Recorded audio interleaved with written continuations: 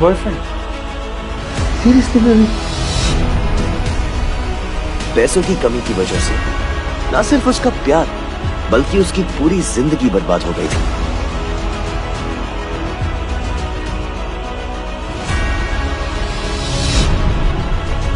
मुझे ना तुझ पे बहुत दया है। तेरे से ज्यादा बदकिस्मत इंसान मैंने अपनी पूरी जिंदगी में कहीं नहीं देखा। Just having you.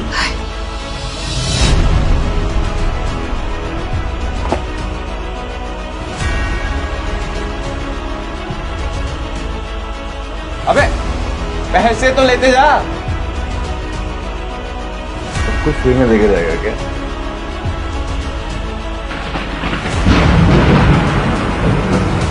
जैसे ही लकी बाहर आया उसने देखा कि बाहर अंधेरा हो गया था। आसमान में तेज बिजली कड़की और बारिश जो थोड़ी थमी थी एकाएक फिर झमाझम बरसने लगी।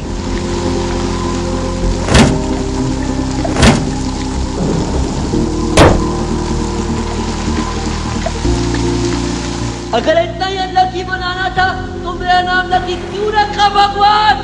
लकी ऊपर ही देख रहा था और उसके आंसू बारिश के पानी के साथ मिल गए थे। जैसे ही वो फूटकर रोने को था तभी उसके फोन पर एक मैसेज आया।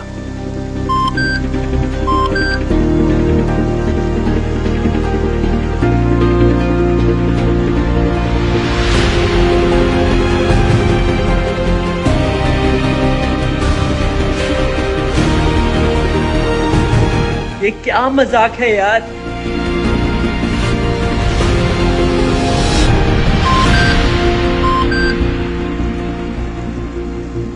जैसे ही लकी ने अपना फोन निकालकर उस मैसेज को पढ़ना शुरू किया उसकी तो आंखें ही चमक गईं। अचानक से उसके आंसू हंसी में बदल गए। उस मैसेज में लिखा था, परिवार की रिसर्च और परिवार के निर्णय के हिसाब से अग्रवाल परिवार के वारिस लक्ष्मण लाल अग्रवाल और लकी ने गरीबी अभ्यास की परीक्षा को पास कर लिया है और आज से ही वो उस जमीन का और उस जायदाद का मालिक हो जाएगा।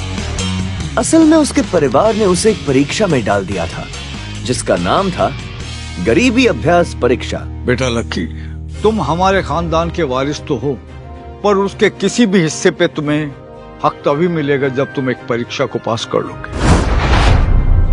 मैं कुछ समझा नहीं दादाजी। जब तुम परीक्षा पास कर लोगे तभी तुम्हें तुम्हारा हक मिलेगा। मुझे करना क्या होगा? ये तुम्हें वक्त आने पे बता दिया जाएगा। अभी के लिए तुम बस इतना समझ लो कि you will have to pack your bags and leave this house. इस परीक्षा के तहत लकी को अग्रवाल खानदान में उसके नाम की जमीन और जायदाद पर तब तक हक नहीं मिलने वाला था जब तक कि वो इस परीक्षा को पास नहीं कर लेता। उसे 8 साल हो गए थे, इसीलिए उसे ऐसा एहसास हो रहा था कि वो कभी परीक्षा को पास नहीं कर पाएगा और हमेशा हमेशा के लिए गरीब ही रह जाएगा।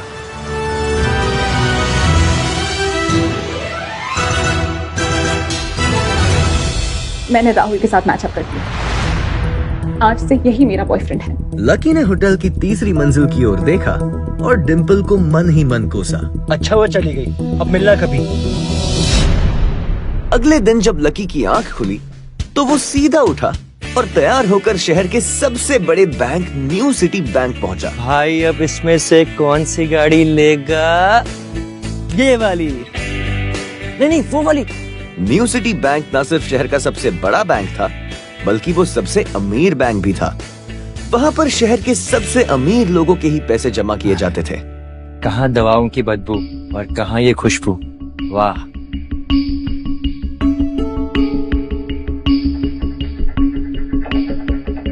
पैसे लेते ही सबसे पहले नए कपड़े खरीदूंगा।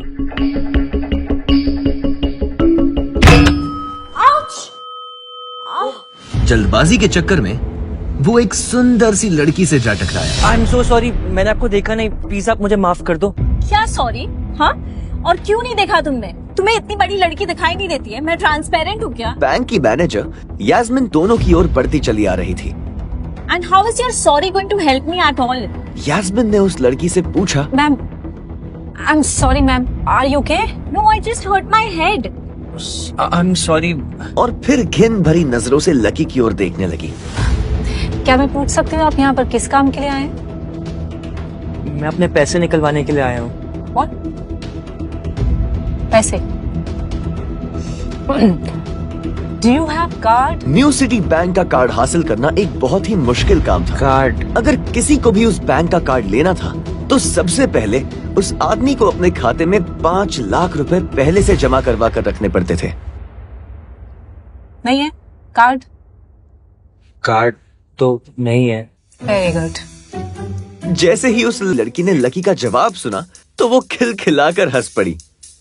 यास्मिन को तो सिर्फ लग रहा था कि वो पागल है, लेकिन वो लड़की तो अपने मन में मान ही चुकी थी कि ये लड़का सच में कोई पागल है। यास्मिन देखो, अगर ऐसे सड़क छाप लोग तुम्हारे बैंक में आकर कस्टमर्स को परेशान करने लग जाए तो उससे तुम्हारी बैंक को काफी नुकसान हो जाएगा और उसकी इमेज भी काफी खराब हो जाएगी। So I hope as a manager तुम्हें पता है कि तुम्हें इन सब चीजों का ध्यान देना चाहिए एंड नेक्स्ट टाइम मेरे साथ ऐसा कुछ नहीं होना चाहिए। Yeah ma'am, sure I will. This is not acceptable Yasmin. I am very disappointed. Just be careful next time, okay? Yes ma'am. Let's do that. Please take care of yourself ma'am and thanks for coming. आज तो वो बाल बाल बच गई थी। इस लड़के का कुछ ना कुछ तो करना ही पड़ेगा। अब ये कहाँ चला गया? मगर जैसे ही वो बैंक में दाखिल हुई उसने देखा कि लकी वहां था ही नहीं। कहाँ गया? गया? थैंक गॉड वो यहाँ से चला गया। जैसे ही उसने आज के दिन की पहली फाइल उठाई थी उसे किसी की एक झलक दिखी और ये कोई नहीं बल्कि लकी ही था। उसने देखा कि लकी बैंक के वीआईपी लाउंज के बाहर खड़ा था। उस कमरे के अंदर शहर के सबसे रईस लोगों का उठना बैठना था। हे यो, तुम जाओ, वहीं रुके रहो, वहीं रुके रहो। I am sorry sir, I am sorry ma'am. तेरी oh my god. VIP lounge के अंदर बैंक का मैनेजर शशिकांत बैठा था।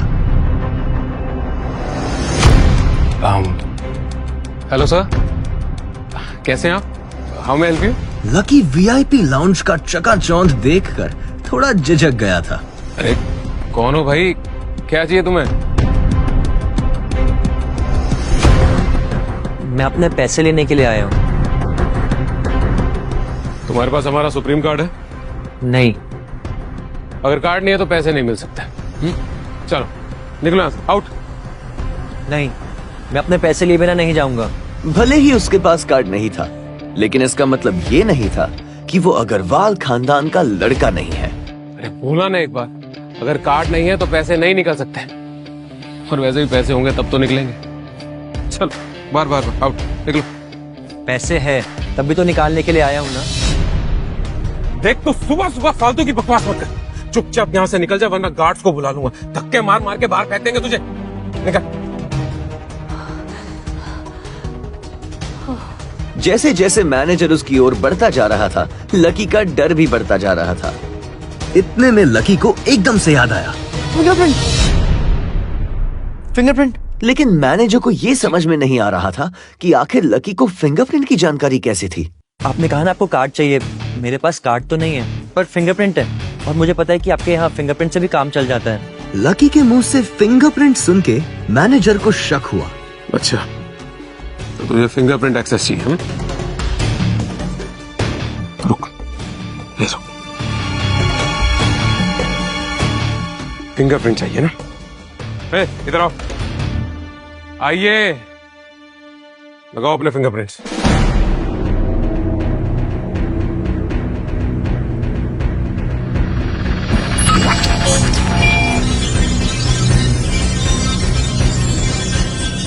दो सेकंड के बाद मशीन में से एक आवाज आने लगी। उसके अंदर एक लाल बत्ती जल रही थी और वो जोर जोर से बीप कर रही थी। कमाल है सर, आपका तो फिंगरप्रिंट मैच ही नहीं हुआ। अब बोलिए, अब सर मैं एक और बार ट्राई करूं? क्या एक और बार ट्राई? मैनेजर उसकी पैंट की ओर देखने लगा उसे लग रहा था कि लकी ने अपनी जेब में कोई हथियार छुपा रखा था। इससे पहले कि लकी अपनी जेब से कोई बंदूक या बॉम्ब निकालता, मैनेजर ने अपना फोन निकाला और पुलिस का नंबर लगाने लगा। लकी ने उसकी स्क्रीन पर देख लिया था कि वो 100 नंबर पर फोन कर रहा था। लकी बुरी तरह से घबरा गया। सर प्लीज सर आप ये क्या कर रहे हैं? Hello, police control room. देखिए सर, मैं कोई क्रिमिनल नहीं हूँ। हो सकता है कि मेरे हाथ गंदे हो। सर प्लीज आप मुझे एक और बार ट्राई करने दीजिए प्लीज सर। देखो, अगर इस बार तुम्हारे फिंगरप्रिंट मैच नहीं हुए ना, तो फिर ये मत कहना कि एक और ट्राई करता हूँ। बार बार ये सब नहीं चलेगा। और हाँ, एक बात और ध्यान से सुन लो, अगर इस बार तुम्हारे फिंगरप्रिंट मैच नहीं हुए तो मैं पुलिस को कॉल कर दूंगा। चलो जल्दी करो, रखो।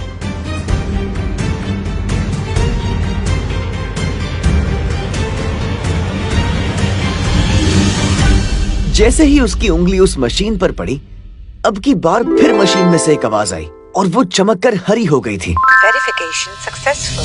तभी शशिकांत के मोबाइल पर मैसेज आया। Verification successful. जैसे ही शशिकांत ने इस मैसेज को देखा, उसकी आंखें फटी की फटी रह गई थी। Laxman Lal Agarwal. Sir I am so sorry sir. Actually क्या है ना कि मैं इस ब्रांच में सर नया रिक्रूट हूँ, तो मैं पहचान ही नहीं पाया कि आप कौन है। बाकी सर गलती हो गई सर। वैसे मैं इधर का CRM हूँ sir, customer relationship manager Shashikant. तो I am your man sir, I am at your service always. और प्लीज आप मेरा ध्यान रखिएगा आगे से। Sorry sir. हाँ वो सब ठीक है, आप मुझे ये बताइए कि मेरे अकाउंट में पैसे कितने हैं? Right away sir. Sorry, just a second जी। 90 करोड़ 80 लाख 70,650 सर। शशिकांत के खुद के होश इतनी बड़ी रकम को देखने के बाद उड़ गए थे। उसे विश्वास नहीं हो रहा था कि इस आदमी के खाते में इतना पैसा हो सकता है। लक्ष्मण सर, यहाँ ना आपके अकाउंट के साथ पैसों के अलावा और भी बहुत सारी चीजें जुड़ी हुई। आप कहें तो मैं बताऊं? जी सर, एक तो आपके अकाउंट से सर लिंक्ड है फरारी जुड़ी हुई है सर। सर सोने की ईंट है 20 किलो की 100 और 5 किलो की 20। पिकासो की 3 ओरिजिनल पेंटिंग्स हैं सर। और हीरे हैं सर कुछ। डायमंड है सर 24 कैरेट के 22 दिखा रहा है। और भी बहुत सारी चीजें सर, बहुत लंबी लिस्ट है। इतना सारा धन देखने के बाद शशिकांत की तो आंखें ही बाहर निकलने को आ गई थी। उसने कभी लकी जितना अमीर आदमी अपनी जिंदगी में कहीं नहीं देखा था। जितना पैसा और सोना और जायदाद उसके पास थी, उसका 10% भी इस ब्रांच में किसी के पास नहीं थी। चलो अब आप मुझे एक कार्ड भी दे दो। जी जी जी जी सर, अभी राइट अवे। अब 10 मिनट दीजिए मुझे। आप बैठिए ना। मैं अभी लेकर। शशिकांत ने कहा और फिर लकी के सामने से निकल गया। जितनी देर में लकी ने अपने फोन में फिर से उस मैसेज को खोलकर देखा, उतनी ही देर में शशिकांत ने उसके लिए एक चमकता हुआ सुप्रीम कार्ड लाया और उसके सामने रख दिया। सर, आपका सुप्रीम कार्ड। बाकी पासपोर्ट वगैरह जितने भी डिटेल्स है सब मैं मेल करा दूंगा सर। एंड बस सॉरी अबाउट जो हुआ, लेकिन आई am your CRM sir, Shashikant. तो एट योर सर्विस ऑलवेज। ठीक है, अब मैं निकलता हूँ। अरे प्लीज, श्योर सर। आइए। एक मिनट। अरे सॉरी।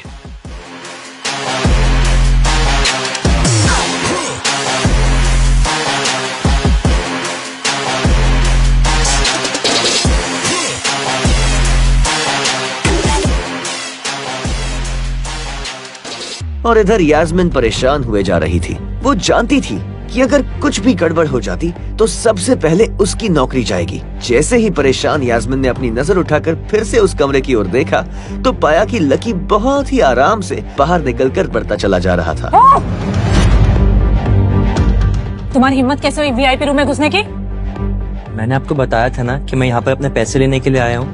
ओह, पैसे लेने आया था। ये बेवकूफ तो क्या? यास्मिन ने देखा कि उसके हाथ में एक सुप्रीम कार्ड था। ओह माय गॉड! सिक्योरिटी! सिक्योरिटी को पकड़ो इसे! चोरी करके भाग रहा था। पकड़ो इसे! इसकी तलाशी लो। ये चोरी करके भाग रहा था, तलाशी लो इसकी। अरे ये आप क्या कर रहे हैं? 1 मिनट। मैम इसकी जेब फटी हुई है, इसकी जेब में कुछ नहीं है। जेब फटी हुई है? मैडम हो सकता है जेब में चाकू रख के लाए हो और उसी चाकू से उसकी जेब फट गई। Yes sir. Oh my God, क्या क्या बोल रहे हो तुम? शशिकांत सर, बाप रे, मैं क्या करूं? मैं पुलिस को फोन लगाती हूँ। पुलिस, मेरा फोन अभी। हेलो पुलिस स्टेशन सर, मैं न्यू सिटी बैंक से बोल रही हूँ। अंदर बैठे शशिकांत ने जब ये हलचल सुनी तो वो अपना सारा सिस्टम बंद करके बाहर आ गया। अरे क्या हो रहा है ये सब? सर आप जिंदा हैं? मैं इतनी जल्दी क्यों मरने लगा? और ये सब क्या तमाशा लगा रखा तुमने? हाँ,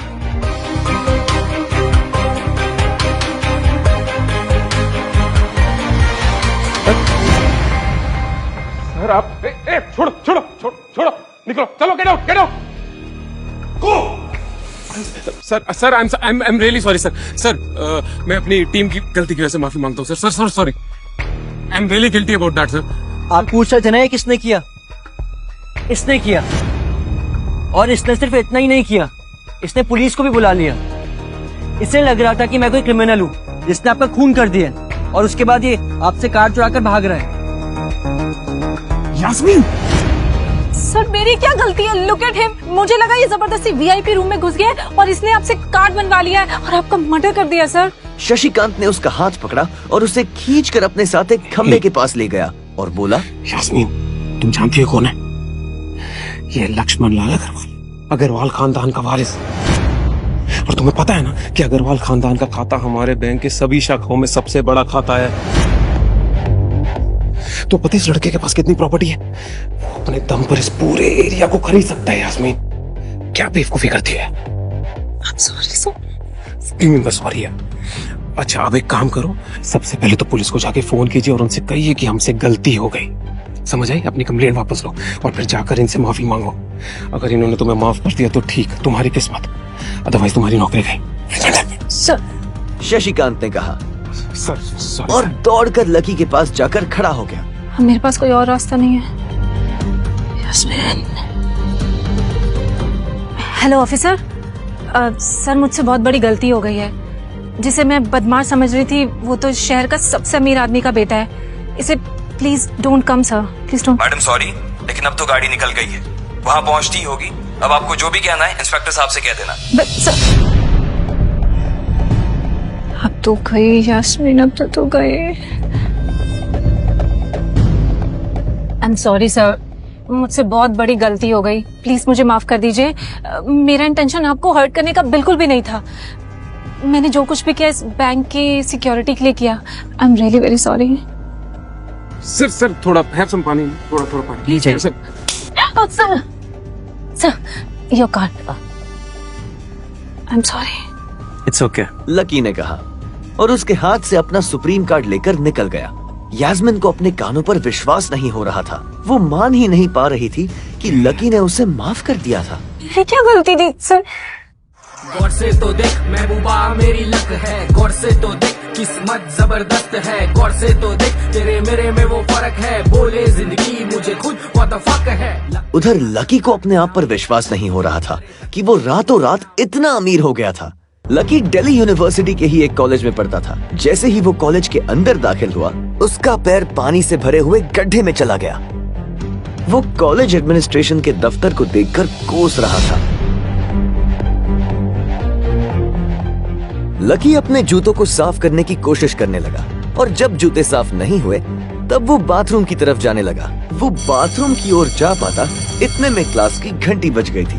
As we drawn in diagram, वो भागते हुए क्लास में पहुंचा। कम इन सर। प्रोफेसर कमलनाथ मिश्रा की नजर बाहर खड़े लकी पर पड़ी। लकी बिना कुछ करे वैसे ही अपना सर नीचे झुकाए क्लास में दाखिल हो गया था। जैसे ही उसके पैर क्लास में पड़े, सभी लोग उसकी ओर देखने लगे। ये कब से लेट आने लग गया? सूरज पश्चिम से उग सकता है लेकिन ये लेट नहीं हो सकता। इसके जूते तो देखो यार कितने गंदे हैं। यार कॉलेज में लड़कियां भी हैं, कम से कम ढंग के कपड़े पहन के आया कर। अरे कहाँ से पहन कर आता, कपड़ों के लिए पैसे लगते। क्लास में बैठे सभी लोगों ने लकी के ऊपर फप्तियां कसनी शुरू कर दी थी। हर कोई उसके बारे में कुछ न कुछ कह रहा था। ऐसा नहीं था कि लकी ये सब आज ही सुन रहा था। इस तरह की फप्तियों का सामना वो हर रोज करता था। रोज उसे ऐसी बातें सुनकर बुरा भी लगता था और आज भी उसने अपना सर नीचे तो झुका कर रखा था, लेकिन आज उसके चेहरे पर अलग ही मुस्कान थी। इन लोगों को पता नहीं था कि ये अनलकी आज कितना लकी होकर आ रहा था। आज की क्लास यहीं खत्म करते हैं। कल आप लोगों को जो काम करके आना है वो मैंने लिख दिया है। देख क्या जी अच्छा हुआ क्लास खत्म हो गई। डिम्पल, राहुल धीरे धीरे कमरे में दाखिल हुआ और सीधा डिम्पल के पास चला गया। मैंने राहुल के साथ मैचअप कर लिया। आज से यही मेरा बॉयफ्रेंड है। जैसे ही राहुल उसके पास पहुंचा, डिम्पल ने अपने हाथ उसकी गर्दन में किसी हार की तरह डाल दिए और वो उसकी बाहों में झूम उठी। ये नजारा देखते ही सबकी नजरें लकी के ऊपर जा टिकी। सबको अभी तक यही पता था कि डिम्पल लकी की गर्लफ्रेंड है। किसी को इस बात की खबर नहीं थी कि उन दोनों का ब्रेकअप हो गया था। डिम्पल को राहुल की बाहों में देखकर लकी के तन बदन में आग तो लग गई थी, लेकिन फिर भी वो शांत होकर वही बैठा हुआ था और उसने अपने गुस्से पर काबू किया हुआ था। भाई, ये सब क्या हो रहा है?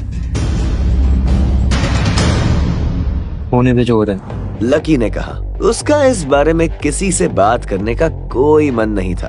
अरे भाई, तुझे पता नहीं है साउल का, बहुत चालू आदमी है ये। अभी तक इस कॉलेज की 5 लड़कियां फंसा चुका है, ये छठी है। उसकी बात सुनते ही लकी ने प्रीतम को घूर कर देखा। प्रीतम को लगा कि लकी को उसकी बात का बुरा लग रहा था,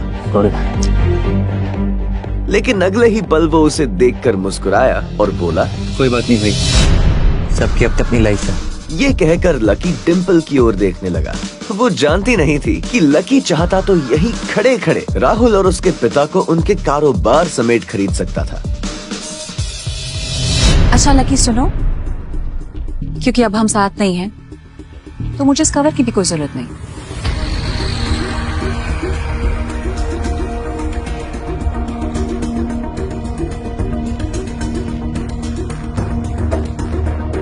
बेबी, इसने तुम्हें फोन का कवर गिफ्ट किया।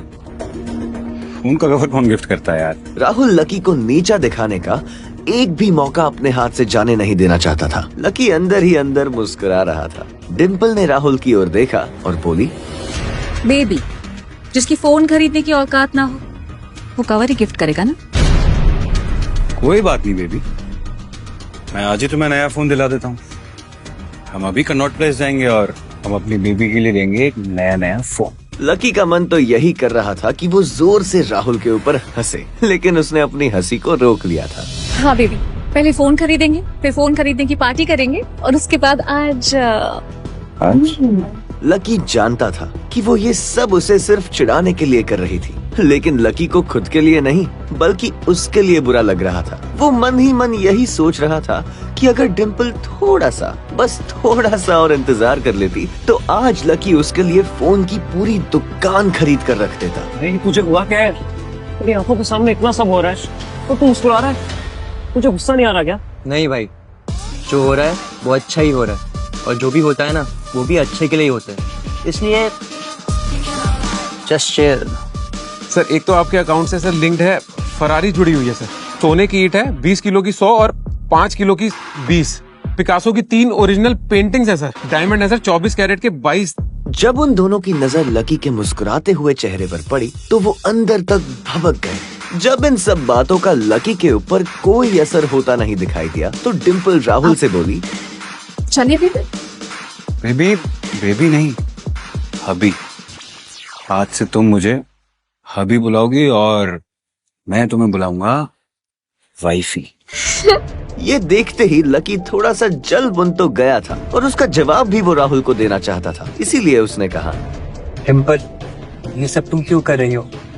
क्या दिखाना चाहती हो इस सबसे? लकी को डिम्पल का ऐसा रूप देखकर उसी के लिए बुरा लग रहा था। राहुल की किसी बात का तो लकी के ऊपर कोई असर नहीं हुआ था, लेकिन लकी की इस बात का राहुल को जरूर बुरा लग गया था। टीचर, ज्यादा बकवास करने की जरूरत नहीं है। आज के बाद अगर तूने मेरी डिम्पल की तरफ आंख उठाकर भी देखा या उसके बारे में कुछ भी बोला तो राजपथ पर परेड निकलवा दूंगा तेरी, समझा? नहीं भाई, उसकी जरूरत नहीं पड़ेगी। खराब चीज ना तो मैं देखता हूँ और ना ही उसके बारे में बात करता हूँ। डिम्पल, सब लोगों ने उस आवाज की ओर देखा। वहाँ पर एक लंबे बाल वाली लड़की खड़ी थी और वो गुस्से से डिम्पल की ओर देख रही थी। अब तू हद से आगे बढ़ती जा रही है। लकी जैसे लड़के को छोड़कर एक नंबर के लफंगे लड़के के साथ लगी पड़ी है। साक्षी, तू ये क्या कह रही है? अपना जुबान संभाल कर बात कर, समझी? साक्षी एक बहुत ही सुलझी हुई लड़की थी। जब भी डिम्पल और लकी के बीच में किसी बात को लेकर झगड़ा होता तो डिम्पल उसे सुलझाने के लिए अक्सर साक्षी की ही मदद लेती थी। मैं जो भी कह रही हूँ सही कह रही हूँ। तुझे सीरियसली शर्म आनी चाहिए डिम्पल। मैंने कभी नहीं सोचा था कि तू ऐसे लड़के निकलेगी। डिम्पल, लकी जैसा लड़का ना तुझे कहीं नहीं मिलेगा। इधर लकी ने देखा कि साक्षी की बात सुनते ही राहुल के कान खड़े हो गए थे, लेकिन वो सच बोल रही थी। डिम्पल, तू ये कैसे भूल सकती है कि लकी हमेशा तेरे साथ खड़ा था। जब भी तू बीमार होती थी, तेरी खड़े होने की हालत नहीं होती थी, लकी हमेशा तेरे लिए खाना बनाता था, तेरे कपड़े धोता था और तो और तेरे लिए दवाई तक भी लेकर आता था। डिम्पल, तुझे याद नहीं है जब हम लोग एक साथ हिमाचल घूमने गए थे, तेरे पैर में मोच आ गई थी, तो ये बेचारा तो नौकरी छोड़कर भागा भागा हम लोग के पास उस रात को आ गया था। इतना प्यार किया इसने तुझसे और तू इसे छोड़कर जा रही है। अपने लिए साक्षी के मुंह से इतना सब सुन लेने के बाद लकी ने अपनी गर्दन नीचे झुका ली थी। उसे डिम्पल के साथ बिताए वो सारे लम्हे याद आ रहे थे। वो डिम्पल के ऊपर जान छिड़कता था। उसका बस चलता तो वो डिम्पल को अपनी हथेलियों पर लेकर घूमता। भले ही उस वक्त उसके पास पैसे नहीं थे, लेकिन वो फिर भी डिम्पल की छोटी सी छोटी डिमांड को पूरा करने के लिए अपनी जान लगा देता था। जो कवर डिम्पल ने उसके मुंह पर फेंका था, उस कवर को खरीदने के लिए लकी ने 3 दिन तक ओवरटाइम किया था। लकी को जैसे ही ये सब याद आया, उसकी पलकों की कोरे भीग गई थी। अरे ये लकी अपनी छोटी सी सैलरी में से भी तेरे लिए पैसे निकालता था, सिर्फ तुझे गोलगप्पे खिलाने के लिए। तुझे नहीं पता डिम्पल, लेकिन मुझे पता है। ये लड़का बाइक खरीदने के लिए रोज अपनी सैलरी से पैसे जोड़ रहा है, दाल रोटी खा रहा है। क्यों? सिर्फ तुझे बाइक पे घुमाने के लिए। और तू इस लड़के को नीचा दिखाने की कोशिश कर रही है। डिम्पल का चेहरा बुझ गया था। साक्षी की कही सब बातें उसके दिल पर लग तो रही थी, लेकिन इस वक्त वो राहुल के साथ थी और वो चाहकर भी राहुल के खिलाफ ना तो कुछ बोल सकती थी और ना ही कुछ सुन सकती थी। इसीलिए उसने अपने बचाव में कहा, हाँ तो ये इसकी प्रॉब्लम है। मैंने इसे पहले ही कहा था ये मेरा प्यार अफोर्ड नहीं कर पाएगा, तो मेरे साथ इतना आगे क्यों बढ़ा? जब मैं चीज सैंडविच खा सकती हूँ तो मैं बिना घी की रोटी क्यों खाऊं? लकी उसकी सब बात सुन रहा था और इससे पहले कि वो उसे कुछ जवाब देता, अचानक ही उसका फोन बज उठा। उसने मोबाइल निकाल कर देखा तो पाया कि किसी अनजान नंबर से फोन आ रहा था। लकी बीच में ही फोन उठाने के लिए निकल गया।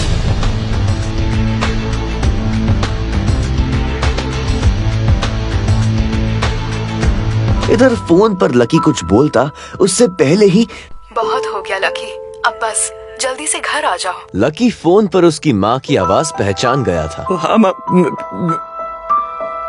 मैं घर आऊंगा, बस पढ़ाई खत्म करके घर आ जाऊंगा माँ। बस अब कितना पढ़ेगा, जल्दी से आ जा। मैंने तेरे लिए एक लड़की भी ढूंढ रखी है। और ये सुनते ही लकी के होश उड़ गए। वो डिम्पल के सदमे से बाहर भी नहीं निकला था और इधर उसकी माँ ने उसके लिए एक लड़की भी ढूंढ ली।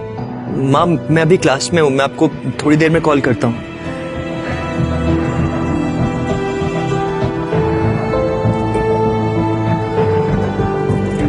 लकी, तुम ठीक हो ना? साक्षी ने हाथ रखते हुए पूछा। उसे सच में लकी की चिंता हो रही थी। लकी ने उसकी ओर देखा और मुस्कुरा दिया। देखो, अब इसमें पछताने जैसी कोई बात नहीं है। डिम्पल का असली चेहरा हम दोनों के ही सामने आ गया है, लेकिन अगर थोड़ी और देर से आता ना तो दर्द ज्यादा होता। इसलिए मैं तो बोल रही हूँ कि जो भी हुआ है ना, बहुत अच्छा हुआ है। और हाँ, तुम्हें ऐसी लड़की के लिए दुखी होने की या परेशान होने की कोई जरूरत नहीं है Lucky. I am there with you. अरे हाँ यार, तू ना बिल्कुल टेंशन मत ले। अरे डिम्पल से भी ज्यादा अच्छी लड़की मिलेगी तुझे, समझा ना? लकी को अब काफी अच्छा लग रहा था। अच्छा चलो, आज हम तुम्हारे आजाद होने का जश्न मनाते हैं। आज मैं अपनी तरफ से तुम्हें ट्रीट दूँ। कॉलेज के बाहर कहीं चले? कैंटीन का खाना खा कर मैं बोर हो चुकी हूँ। सीरियसली यार, कैंटीन का खाना खा के तो मैं भी बहुत बोर हो गया हूँ। एक सेकेंड, तुझे कौन ले जा रहा है? ये सुनते ही प्रीतम को झटका लगा। मैंने कब कहा कि मैं जा रहा हूँ? मैं तो बस बता रहा था कि मैं भी कैंटीन का खाना खा खा के बोर हो गया हूँ, और वैसे भी मुझे निम्मी के साथ जाना है बाहर। बेटर। हाँ, लेकिन ट्रीट तुम मुझे नहीं, मैं तुम्हें दूंगा, पर आज नहीं, किसी और दिन। पर हाँ, इस बार हम वो रमन पाव भाजी वाले के पास नहीं जाएंगे, उसके सामने वाली लेन में जो रेस्टोरेंट है ना, सन एंड मून, वहां पर जाकर कुछ खाएंगे। साक्षी ने जब उसके मुंह से सन एंड मून का नाम सुना तो उसके कान खड़े हो गए। जितना पैसा लकी 10 दिन में कमाता था, सन और मून में उतना पैसा सिर्फ एक बार में ही पूरा हो जाता था। हाँ जरूर, क्यों नहीं, मैं इंतजार करूंगी। वैसे तुम्हें सच बताओ तो मैं कभी नहीं गई सन एंड मून। चलेंगे इस बार। साक्षी को लग रहा था कि लकी ने सिर्फ जज्बात में बहकर ये बात बोल दी थी कि वो उसे सन और मून में ट्रीट देने वाला था। ओके गाइस, चलो फिर मिलते हैं। हाँ, बाय बाय। इधर प्रीतम और उसके दूसरे दोस्त भी उसे अपने साथ लेकर कैंटीन की ओर आ गए थे। ओ भाई साहब, ये देखो, अमित ने ग्रुप चैट में अपनी फजीयत करा ली है। अरे अपने हॉस्टल वाला ग्रुप खोलो। गर्वित की बात सुनते ही तुरंत लकी और प्रीतम ने अपनी जेब से अपना फोन निकाला और देखा। अरे बाप रे, कितना बड़ा गधा है ये। आज से तुम्हारा भाई अमित सबके सामने ये ऐलान करना चाहता है कि तुम्हारा भाई फिर से सिंगल से मिंगल हो गया है। सबके सब जल्दी से हॉस्टल आ जाओ। चलो अच्छा है, किसी को तो लड़की मिली। वैसे भी उसका अकेलापन झेला नहीं जा रहा था। जल्दी से हॉस्टल चलते हैं, साले क्या जम के खिंचाई करेंगे। चला जा। गर्वित और प्रीतम तो आगे बढ़ गए थे, लेकिन लकी वहीं पर रुक गया था। वो उनके साथ आने में थोड़ा सा झिझक रहा था। अबे क्या हुआ, रुक क्यों गया? भूख नहीं लगी तुझे? है भूख तो लगी है, लेकिन तुम लोग जाओ, मैं यहीं कुछ खा लूंगा। ओ, क्या यहीं खा लूंगा? भाई जरा देवदास बनने की जरूरत नहीं है, समझा ना? और वैसे भी जिसके साथ तू बैठ के खाना खाता था, वो तो किसी और के साथ खाना खा रही है। अबे क्या सही तो बोल रहा हूँ? मैं भी कह रहा हूँ भाई, हमारे साथ चलना, तीनों भाई मिलके खाना खाएंगे। और भूल मत, अमित ने पूरे ग्रुप को इनवाइट किया है, और ग्रुप में तू भी आता है। हाँ, पर लकी के पास इसके आगे कुछ कहने के लिए बचा ही नहीं था। उसका मन तो उन दोनों के साथ जाने के लिए बहुत कर रहा था, पर वो फिर से हॉस्टल नहीं जाना चाहता था। भाई, मुझे मालूम है कि तू क्या सोच रहा है, लेकिन तुझे नहीं मालूम कि हम दोनों क्या सोच रहे हैं। क्या सोच रहे हो? हम ये सोच रहे हैं कि हम दोनों मिलकर तेरा कमरा खाली करने वाले हैं। क्यों? अरे क्योंकि तू हमारे साथ फिर से रहने के लिए आ रहा है साले। हाँ। लकी ये बात सुनकर खुश हो गया था। थैंक यू गाइस, तुम दोनों हो तो मैं। इसके आगे लकी कुछ कह नहीं पा रहा था, लेकिन उसकी आंखों में उसके दोस्तों के लिए प्यार साफ नजर आ रहा था। अरे बस अब जरा सेंटी मत हो, चल जल्दी। थोड़ी देर के बाद जब वो तीनों हॉस्टल पहुँचे तो उन्होंने देखा कि एक लड़का और एक लड़की साथ पलंग पर हाथ पकड़े बैठे हुए थे। अमित ने चौंकते हुए लड़की का हाथ छोड़ा और तीनों की ओर देखते हुए कहा, तुम लोग वापस आ गए? बेबी, ये मेरे दोस्तों, ये मेरे बेबी, मतलब मेरी गर्लफ्रेंड रोशनी गिटार सीख रही है। Hi baby. इसका मतलब भाभी। हाय। रोशनी, ये मेरे रूममेट्स हैं, गर्वित, लकी और प्रीतम। लकी अभी हमारे साथ नहीं रहता, लेकिन अभी भी ये हमारे दिलों में जिंदा है ना लकी? हाँ, लेकिन अब भाई साहब हमारे साथ रहने के लिए वापस आने वाले हैं, इसलिए तूने इसके बिस्तर पे जो प्रोटीन के डिब्बे सजाए हैं ना, उसे कृपया हटाइए। क्या हुआ लकी, लैंडलॉर्ड से लड़ाई हुई क्या? नहीं, वो एक्चुअली। अरे भाई, लाइफ है यार, कभी धूप कभी छांव, चलता रहता है लाइफ में, है ना? तू ना अपना ये पलंग खाली कर, जरा सवाल मत कर, तू समझ गया ना? चलो तो फिर चलते हैं रॉबिन्स कैफे खाना खाने के लिए। रोशनी की रूममेट्स भी आने वाली है, तुम्हें किसी और को बुलाना है तो बुला लो। लकी एक काम कर, तो टिम्पल को भी बुला लेना। अमित ने जैसे ही ये कहा, गर्वित और प्रीतम उसे गुस्से से देखने लगे। इधर लकी और डिम्पल के बारे में सिर्फ उन तीनों को ही नहीं बल्कि पूरे हॉस्टल को पता था। अमित, मैं और डिम्पल अब साथ में नहीं है यार। क्या मतलब? डिम्पल और तू साथ नहीं है अभी? ये कब और कैसे हो गया? अब हो गया सो हो गया ना यार, कब हुआ, क्या हुआ, कैसे हुआ, कुछ आज जानना है तुझे? ओ माय गॉड, अमित हमें निकलना पड़ेगा। मेरी रूममेट्स का मैसेज आ गया है, वो लोग ऑलरेडी वहां पर पहुंच चुके हैं and they are really hungry. अगर मैंने थोड़ा भी उनको वेट करवाया ना, they will grill me for sure. क्या हुआ बेबी, कुछ हुआ है क्या? अमित, तुम्हें ऐसा नहीं लगता कि ये जो तुम्हारे रूममेट्स हैं ये काफी एवरेज टाइप के हैं? मेरा कहने का मतलब है कि गर्वित की शक्ल अच्छी नहीं है और प्रीतम, उसकी तो पर्सनालिटी में कोई अपील ही नहीं है। बेबी गर्वित थोड़ा तो क्यूट है ना? नो। और वो लकी, चलो ठीक है, एक बार को वो थोड़ा अच्छा दिखता है, लेकिन वो जिस तरीके से रहता है, जिस तरीके के कपड़े पहनता है, ओ माय गॉड, उसको देख के पूरा पता चलता है कि उसकी जेब कितनी टाइट है। तो बताओ मैं ऐसे लोगों को अपने फ्रेंड से कैसे मिलवाऊं? बेबी हम सिर्फ खाना खाने ही तो जा रहे हैं, हम कौन से ब्लाइंड डेट सेट कर रहे हैं तुम्हारे रूममेट्स के साथ में? तुम इतना क्यों परेशान हो रही हो? तुम्हें पता है मेरे फ्रेंड्स मेरे मुंह पर नहीं बोलेंगे कि वो क्या सोच रहे हैं, पर वो सिर्फ और सिर्फ तुम्हारे रूममेट से मिलने आ रही है। क्या पता किसी को कोई पसंद आ जाए। क्या रोशनी के रूममेट्स को लक्की पसंद आएगा या होगा नया ट्विस्ट? इन सभी सवालों का जवाब जानना चाहते हो तो आपको सिंपल सा एक काम करना है। अपने स्क्रीन पर दिखाए गए इंस्टॉल बटन पर क्लिक करना है। क्लिक करने पर तुरंत आपको मोबाइल फोन पे प्ले स्टोर पेज दिखाई देगा, जिसमें पॉकेट एफएम के नीचे दिए हुए इंस्टॉल बटन पर क्लिक करना है। उसके बाद ओपन बटन पर क्लिक करके अपने मोबाइल नंबर से पॉकेट एफएम ऐप रजिस्टर करिए। अब आप पॉकेट एफएम के सभी अद्भुत ब्लॉकबस्टर कहानियों को सुन सकते हैं। सुनने के लिए तुरंत डाउनलोड कीजिए पॉकेट एफएम।